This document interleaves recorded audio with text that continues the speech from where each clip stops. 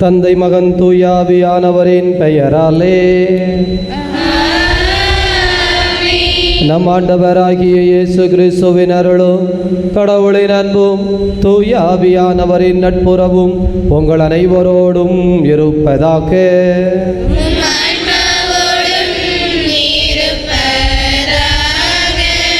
இயேசுவில் நல்லவர்களே, ஆண்டவருடைய அன்பு நிறைந்த குழந்தைகளை, செவ்வாய்க்கிழமை மாலை பொழுது தூய அந்தோணியாருடைய நவநாள் கொண்டாடி சிறப்பாக இந்த பலியை ஆண்டவருடைய பாதத்திலே நம்பிக்கையோடு ஒப்புக் கொடுப்போம். சுரண்டை லூர்து சாமி பாலா குடும்பத்திற்கு இறைவன் இதுவரை செய்த எல்லா நன்மைகளுக்கு நன்றியாகவும், ஜோஸ் ஜென்சி இறை ஞானத்திலும் கல்வியிலும் சிறந்து விளங்கும்படியாகவும் இந்த பலியை ஒப்புக் கொடுத்து ஜெபிக்கிறார்கள்.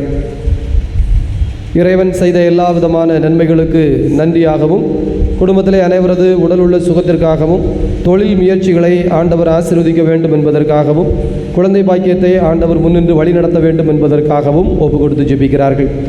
சேர்ந்தமரம் மிக்கேல் கவிதா குடும்பத்திற்கு இறைவன் இதுவரை செய்த எல்லா நன்மைகளுக்கு நன்றியாகவும், திருமண காரியங்கள் சிறப்பாக நடந்ததற்கு நன்றி பலியாகவும், குடும்பத்திலே தேவ ஆசீர்வாதம் பெருக வேண்டும் என்பதற்காகவும் ஒப்பு கொடுத்து ஜெபிக்கிறார்கள். ஆனந்தி குடும்பத்திற்கு இறைவன் இதுவரை செய்த எல்லா நன்மைகளுக்கு நன்றியாகவும், 7வது பிறந்தநாளை கொண்டாடுகிற செல்வ ரியானாவை இறைவன் நிறைவாக ஆசீர்வதிக்க வேண்டும் என்பதற்காகவும், ரோஸ்லின் ரெக்ஸ் கல்வி ஞானத்திலே சிறந்து விளங்க வேண்டும் என்பதற்காகவும், இறை அருளுக்காகவும், உடலுள்ள சுகத்திற்காகவும், வியாகுலம் பெர்னாண்டோ அல்போன்ஸ் இவர்களது ஆண்மை இளைப்பாற்றிக்காகவும் ஆண்டவருடைய பாதத்திலே இந்த பலியை ஒப்பு கொடுத்து ஜெபிக்கிறார்கள். ஆண்டவருடைய அன்பு குழந்தைகளே, நாமும் இறை அருளால் நிரப்பப்படுவதற்காக ஜெபிப்போம். தடையாக இருக்கிற குற்றம் குறைகளை நினைத்து மனவருந்தி மன்னிப்பு கேட்போம்.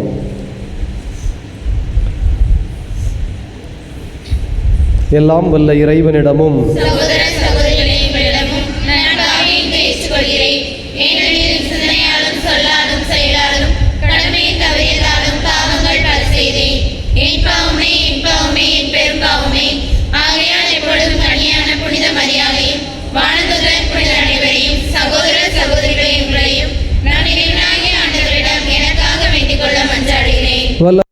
நம் மீது இரக்கம் கொண்டு நம் பாவங்களில் இருந்து விடுவித்து நம்மை நிலை வாழ்வு அழைத்து செல்வாராக.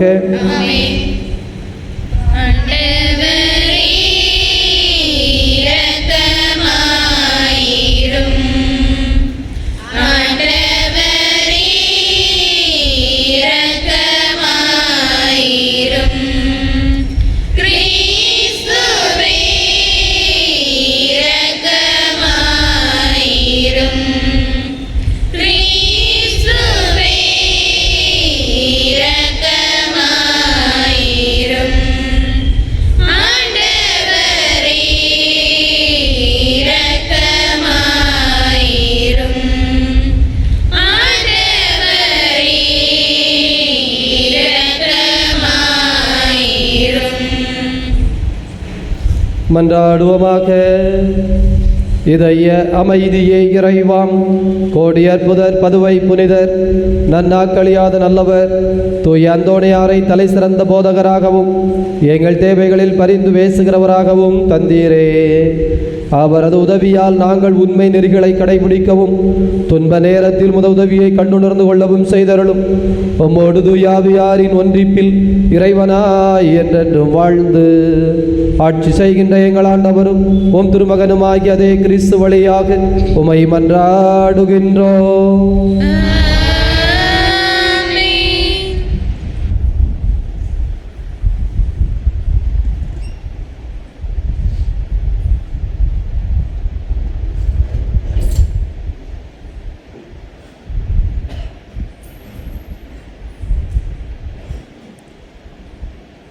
முதல் வாசகம். ஆண்டவர் எனக்கு அருள் பொழிவு செய்து நற்செய்தியை அறிவிக்க என்னை அனுப்பியுள்ளார். இறைவாக்கினர் எசையா நூலிலிருந்து வாசகம். அதிகாரம் 61, இறை திருவசனங்கள் 1 தொடங்கி 3 முடிய. ஆண்டவராகிய என் தலைவரின் ஆவி என்மேல் உள்ளது, ஏனெனில் அவர் எனக்கு அருள் பொழிவு செய்துள்ளார். ஒடுக்கப்பட்டோருக்கு நற்செய்தியை அறிவிக்கவும், உள்ளம் உடைந்தோரை குணப்படுத்தவும், சிறைப்பட்டோருக்கு விடுதலையை பறைசாற்றவும், கண்டுண்டோருக்கு விடிவை தெரிவிக்கவும் என்னை அனுப்பியுள்ளார். ஆண்டவர் அருள் தரும் ஆண்டினை முழங்கவும், நம் கடவுள் அநீதிக்கு பழிவாங்கும் நாளை அறிவிக்கவும், துயருற்று அழுவோருக்கு ஆறுதல் அளிக்கவும், சீயோனில் அழுவோருக்கு ஆவணம் செய்யவும், சாம்பலுக்கு பதிலாக அழகு மாலை அனுபவிக்கவும், புலம்பலுக்கு பதிலாக மகிழ்ச்சி தைலத்தை வழங்கவும், நலிவுற்ற நெஞ்சத்திற்கு பதிலாக புகழ் என்னும் ஆடையை கொடுக்கவும் என்னை அனுப்பியுள்ளார். நேர்மையின் தேவதாறுகள் என்றும் தாம் ஆட்சி வருமாறு ஆண்டவர் நட்டவை என்றும் அவர்கள் பெயர் பெறுவர். இது ஆண்டவர் வழங்கும் அருள்வாக்கு.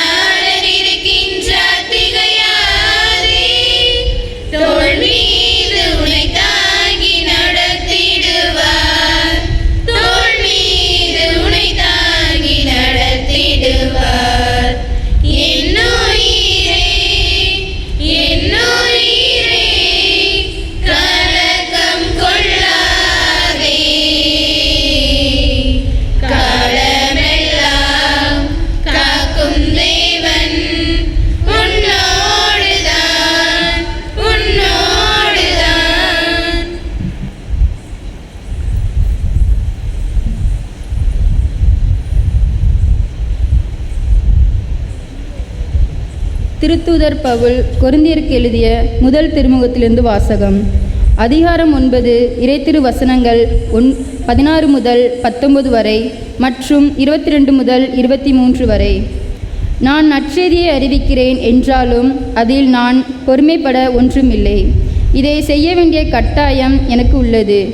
நற்செய்தியை அறிவிக்காவிடில் ஐயோ எனக்கு கேடு. இதை நானாக விரும்பி செய்தால் எனக்கு கைமாறு உண்டு. நானாக விரும்பாவிட்டாலும் இது என்னிடம் ஒப்படைக்கப்பட்டுள்ள பொறுப்பாக இருக்கின்றது. அப்படியானால் எனக்கு கைமாறு என்ன? உங்களுக்கு எச்செலவுமின்றி நற்செய்தியை அறிவிப்பதில் உள்ள மன நிறைவே அக்கைமாறு. நான் நற்செய்தியை அறிவிப்பதற்குரிய உரிமையை கொஞ்சம் கூட பயன்படுத்தி கொள்ளவில்லை. நான் யாருக்கும் அடிமையாயில்லாதிருந்தும் பலரை கிறிஸ்துவிடம் கொண்டு வர என்னை எல்லாருக்கும் அடிமையாக்கி கொண்டேன். வலுவற்றவர்களை கிறிஸ்துவிடம் கொண்டு வர வலுவற்றவர்களுக்கு வலுவற்றவன் ஆனேன். எப்படியாவது ஒரு சிலரையினும் மீட்கும்படி நான் எல்லோருக்கும் எல்லாம் ஆனேன். நற்செய்தியால் வரும் ஆசியில் பங்கு பெற வேண்டி நற்செய்திக்காக எல்லாவற்றையும் செய்கிறேன். இது ஆண்டவர் வழங்கும் அருள்வாக்கு.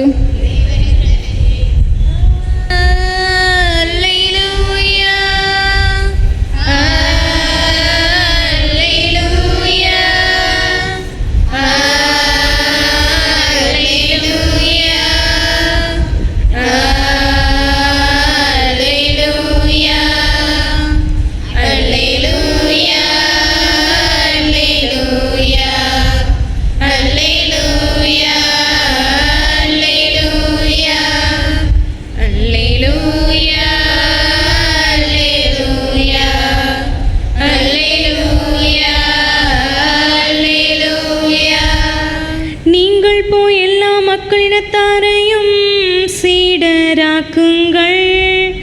இதோ உலக முடிவு வரை என்னாலும் நான் உங்களுடன் இருக்கிறேன் என்கிறார் ஆண்டவர். அல்லேலூயா. அல்லேலூயா, அல்லேலூயா, அல்லேலூயா, அல்லேலூயா. ஆண்டவர் உங்களோடு இருப்பாராக. உம் ஆன்மாவோடும் இருப்பாராக. தூய மார்க் எழுதிய தூய நற்செய்தியிலிருந்து வாசகம். ஆண்டவரே, மாட்சி உமக்கே. தூய மார்க் எழுதிய தூய நற்செய்தி 16வது அதிகாரம். ஆண்டவருடைய வார்த்தைகள் 15 முதல் 20 முடிய. அக்காலத்தில் இயேசு 11 தோன்றி, உலகெங்கும் சென்று படைப்பிற்கெல்லாம் நற்செய்தியை பறைசாற்றுங்கள். நம்பிக்கை கொண்டு திருமுழுக்கு பெறுவோர் மீட்பு பெறுவர், நம்பிக்கையற்றவரோ தண்டனை தீர்ப்பு பெறுவர். நம்பிக்கை கொண்டோர் பின்வரும் அருமடையாளங்களை செய்வர். அவர்கள் என் பெயரால் பேய்களை ஓட்டுவர், புதிய மொழிகளை பேசுவர், பாம்புகளை தம் கையால் பிடிப்பர், கொல்லும் நஞ்சை குடித்தாலும் அது அவர்களுக்கு தீங்கிழைக்காது. அவர்கள் உடல் நலமற்றோர் மீது கைகளை வைக்க அவர்கள் குணமடைவர் என்று கூறினார். இவ்வாறு அவர்களோடு பேசிய பின்பு ஆண்டவர் இயேசு விண்ணேற்றமடைந்து கடவுளின் வலப்புறம் அமர்ந்தார். அவர்கள் புறப்பட்டு சென்று எங்கும் நற்செய்தியை பறைசாற்றினர். ஆண்டவரும் உடனிருந்து செயல்பட்டு நிகழ்ந்த அருமடையாளங்களால் அவர்களுடைய வார்த்தையை உறுதிப்படுத்தினார். ஆண்டவரின் அருள்வாக்கு.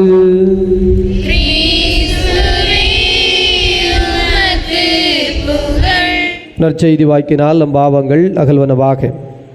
இயேசுவில் நல்லவர்களே, ஆண்டவருடைய அன்பு நிறைந்த குழந்தைகளை, இன்று கொடுக்கப்பட்டிருக்கிற இந்த வாசகங்கள் புனித பிரான்சிஸ்கு சவேரியாருடைய திருவிழாவை முன்னிட்டு கொடுக்கப்பட்ட வாசகங்களை நாம் வாசித்தோம். இவ்வாறு அவர்களோடு பேசிய பின்பு ஆண்டவர் இயேசு விண்ணேற்றம் அடைந்து கடவுளின் வலப்புறம் அமர்ந்தார்.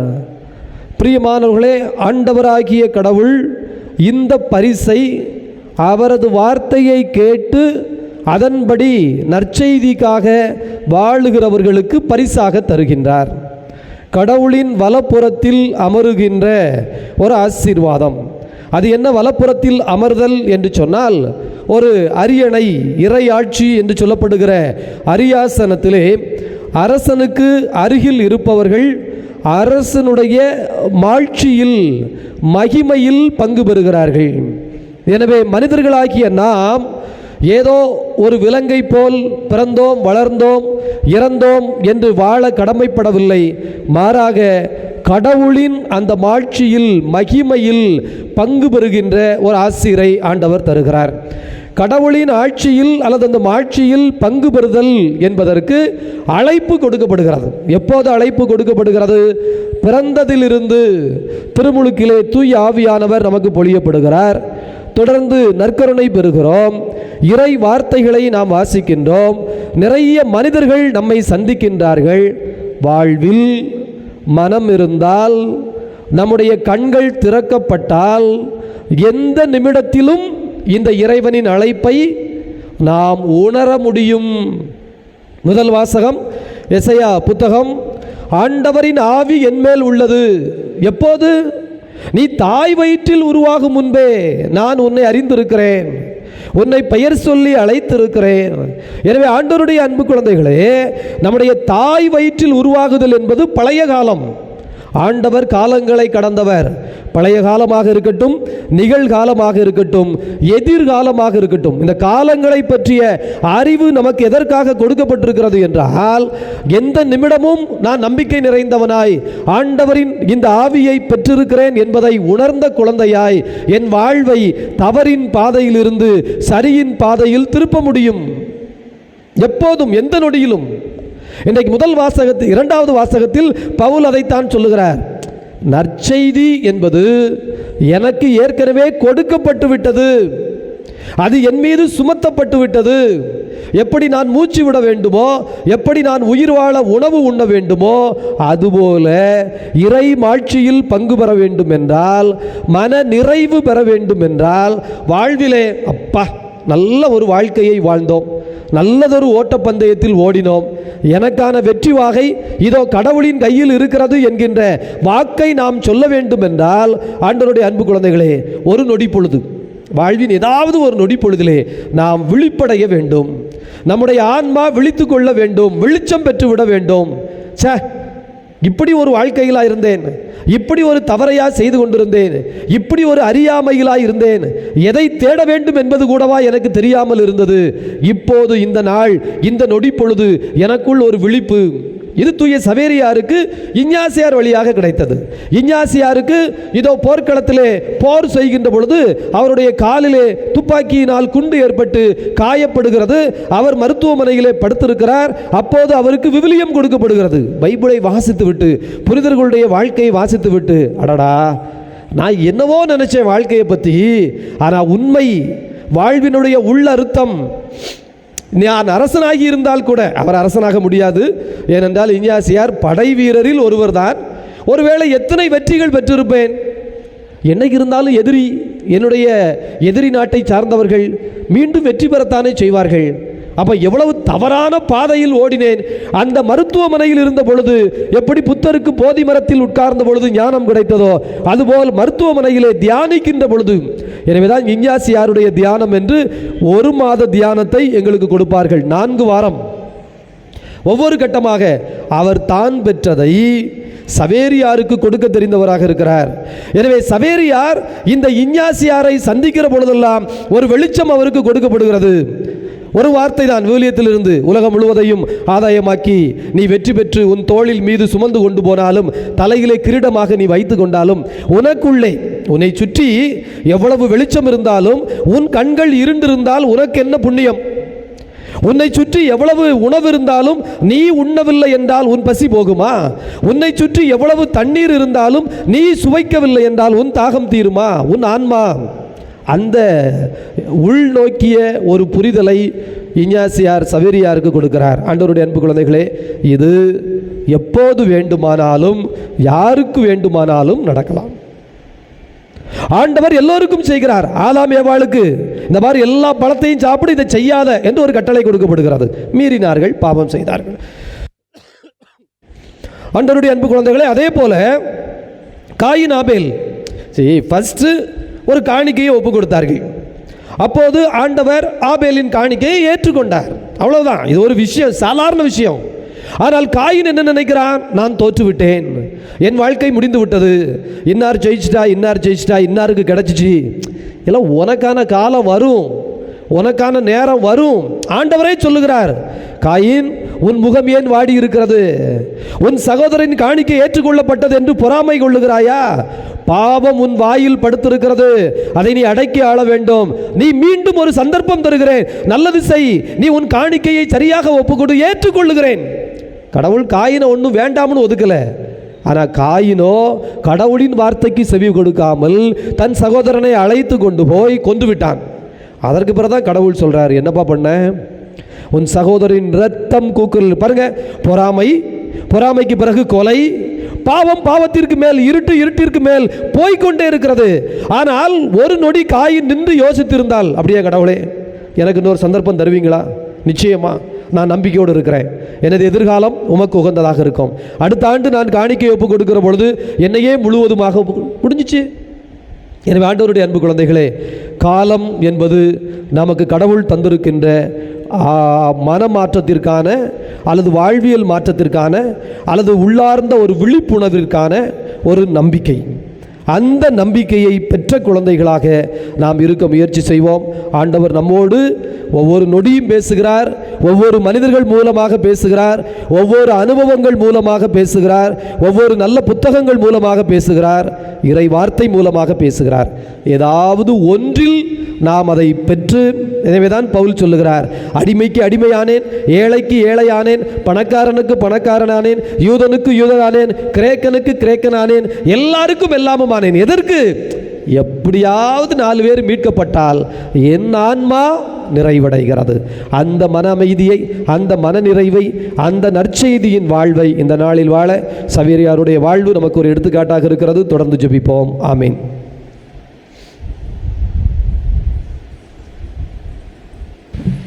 நானே ஒரு காணிக்கை பொருளாக உம்மிடத்தின் முன் வந்தேன் பணிவாக. தந்தையீர் பாயோ பலியாக.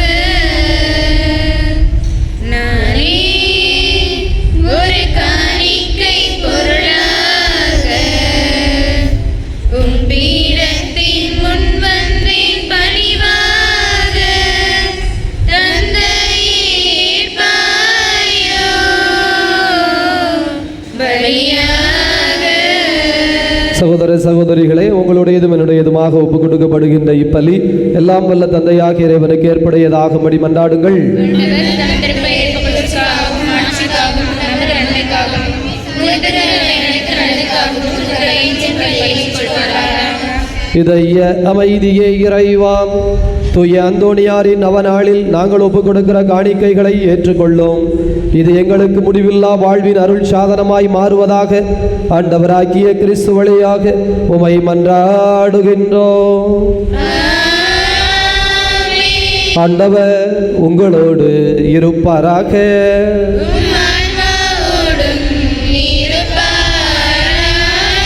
இதயங்களை மேலே எழுப்புங்கள். நம் இறைவனாகிய ஆண்டவருக்கு நன்றி கூறுவோம்.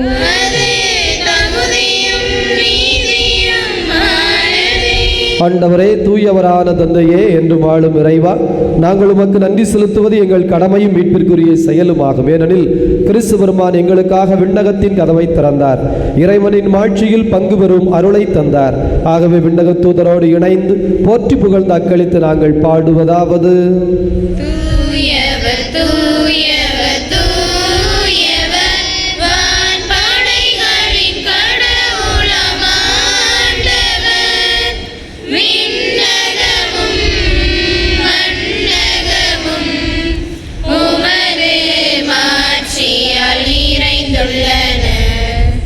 உன்னதங்களிலே ஓசன்னா, உன்னதங்களிலே ஓசன்னா. ஆண்டவர் பெயரால் வருகிறவர் ஆசீர் பெற்றவர். உன்னதங்களிலே ஓசன்னா, உன்னதங்களிலே ஓசன்னா. இதய அமைதியே இறைவா, நீர் மெய்யாகவே தூயவர், தூய்மை அனைத்திற்கும் ஊற்று. ஆகவே உம்முடைய தூய ஆவியை பொழிந்து காணிக்கைகளை தூய்மைப்படுத்த உம்மை வேண்டுகிறோம். எங்கள் ஆண்டவர் இயேசு கிறிஸ்துவின் உடலும் இரத்தமுமாக எங்களுக்கு இவை மாறுவனவாக. அவர் பாடுபட உளம் கனிந்து தம்மை கையளித்த போது அப்பத்தை எடுத்து நன்றி செலுத்தி அதை பிட்டு தம் சீடர்களுக்கு அளித்து கூறியதாவது: அனைவரும் இதிலிருந்து பெற்று உண்ணுங்கள், ஏனெனில் இது உங்களுக்காக கையளிக்கப்படும் என் உடல்.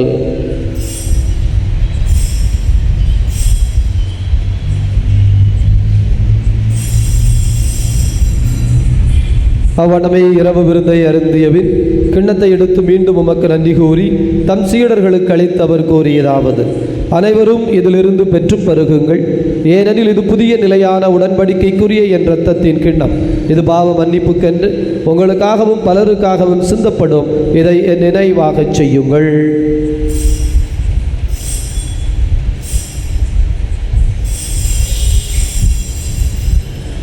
நம்பிக்கையின் மறை பொருள்.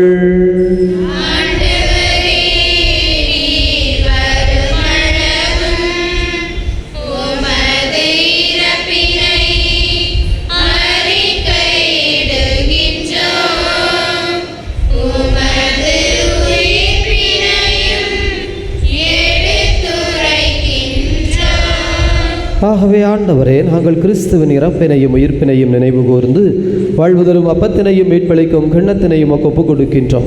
உம் திருமுன் நின்று ஊழியம் புரிய தகுந்தவர்கள் என எங்களை ஏற்றுக்கொண்டீர். எனவே உமக்கு நன்றி செலுத்துகிறோம். மேலும் கிறிஸ்துவின் உடலிலும் இரத்தத்திலும் பங்கு கொள்ளும் எங்களை தூய ஆவியானவர் ஒன்று சேர்க்க வேண்டும் என உம்மை தாழ்மையுடன் மன்றாடுகிறோம். ஆண்டவரே, உலகம் முழுவதும் பரவி இருக்கும் அவையை நினைவு கூர்ந்தருளும். சிறப்பாக எங்கள் திருத்தந்தை பிரான்சிஸ், எங்கள் ஆயர் அந்தோணிசாமி உமது அன்பின் குழந்தைகள் அனைவரையும் தெய்வீக அன்பினால் நிறைவு பெறச் செய்தருளும். உயிர்த்தெழுவோம் என்கின்ற எதிர்நோக்குடன் இறந்த அனைவரையும் உமது திருமுக ஒளியினுள் ஏற்றுக்கொள்ளும் எங்கள் அனைவர் மீதும் இரக்கமாயிரும். கடவுளின் கன்னித்தாயான மாட்சிமிக்க மரியாள், புனித அப்போஸ்தலர், இவ்வுலகில் உமக்கு கொண்டவராய் இருந்த புனிதர் அனைவருடனும் நாங்கள் இலைவாழ்வில் பங்கு கொள்ளும் தகுதி பெற்று உன் திருமகன் இயேசு கிறிஸ்து வழியாக உம்மை புகழ்ந்தேத்து வரமருள உம்மை மன்றாடுகிறோம். இவர் வழியாக இவரோடு இவரில் எல்லாம் வல்ல இறைவனாகிய தந்தையே, தூயாவியானவரின் ஒன்றிப்பில் எல்லா புகழும் ஆட்சியும் என்றென்றும் உமக்கு உரியதே.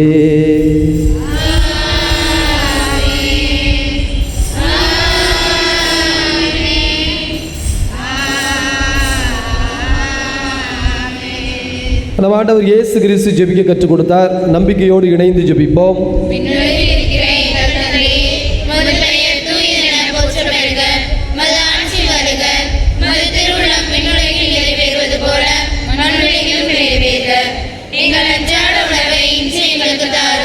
எங்களுக்கு எதிராக குற்றம் செய்வோரை நாங்கள் மன்னிப்பது போல எங்கள் குற்றங்களை மன்னியும்.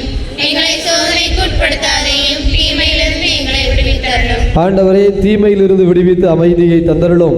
பாவத்திலிருந்து விடுதலை பெற்று நலமுடன் வாழச் செய்தருளும். நாங்கள் எதிர்நோக்கி இருக்கிற பேரின்பத்திற்காகவும் மீட்பராகிய இயேசு கிறிஸ்துவின் வருகைக்காகவும் காத்திருக்கின்றோம்.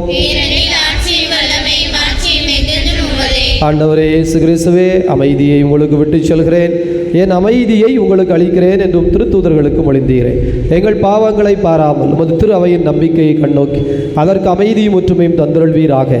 என்றென்று வாழ்ந்து ஆட்சி செய்கின்றவர் நீரே. ஆண்டவருடைய அமைதி உங்களோடு என்றும் இருப்பதாக.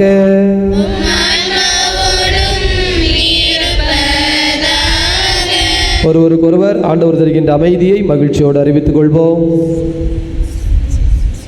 பாவங்களை போக்கும் இறைவனின் செம்மறியே, எங்கள் மேல் இரக்கமாயிரும்.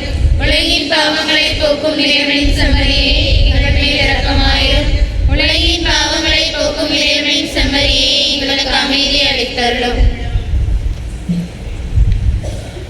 இதோ இறைவனின் செம்மறி, இவரே உலகின் பாவங்களை போக்குகின்ற தெய்வம். இந்த தெய்வத்தினுடைய விருந்துக்கு அழைக்கப்பட்டிருக்கிற நாம் அனைவரும் பேறு பெற்றவர்கள்.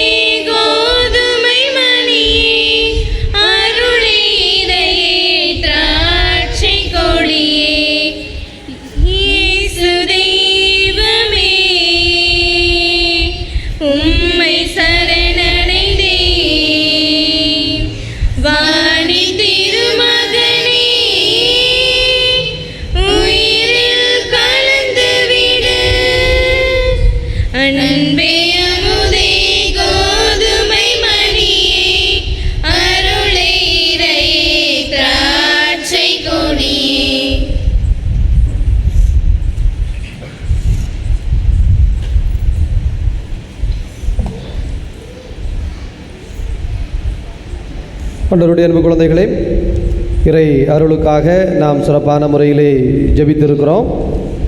7வது பிறந்த நாளை கொண்டாடுகிற செல்வ ரியானாவிற்காக நாம் சிறப்பான முறையிலே திருப்பலி ஒப்பு கொடுத்திருக்கிறோம். பிறந்தநாள் வாழ்த்துக்களை கரவொலி மூலமாக தெரிவித்துக் கொள்வோம். மன்றாடுவோமாக.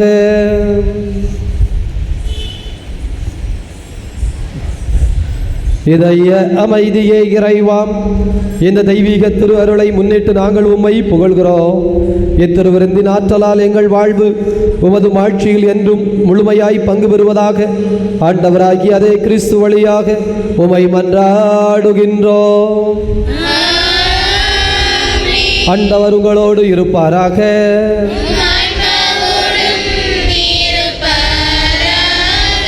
வல்ல கடவுள் தந்தை மகன் தூயாவியார் உங்கள் அனைவரையும் நிறைவாக ஆசீர்வதிப்பாராக.